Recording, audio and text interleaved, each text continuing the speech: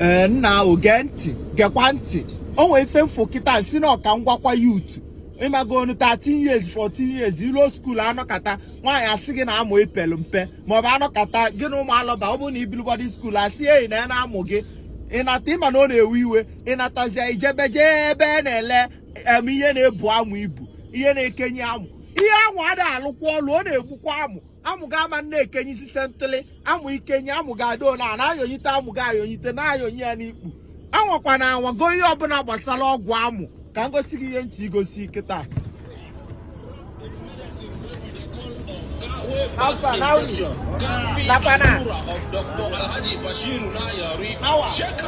drink am throw the empty bottle. Coffee and lura wey we dey talk about so they destroy rheumatism. Why?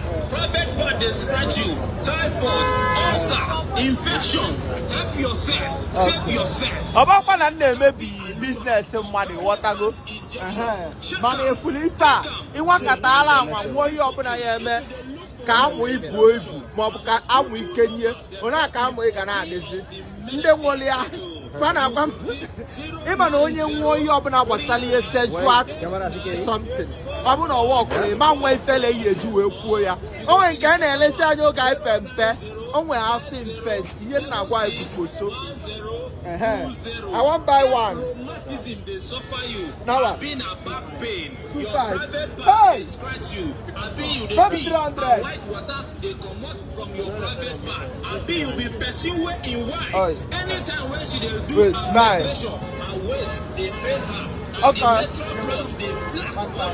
And if for a month she visit her menstruation 3 or 4 times. Wait till this one the wall. Woman will be saying in between your leg they scratch you. Your private part, they peel. Now go bring money inside town. Now come by you. Or punch. Okay, this one. I dey come. Don't worry. Alright, take buy something. Don't worry. Me on a tiara. I don't carry anything. You dey walk. Thank you. Ya zelo. Okay, no ka na agwa no be joke. Anwụkwana ihe ọbụla nwaanyị asị na amụ ipe mpe.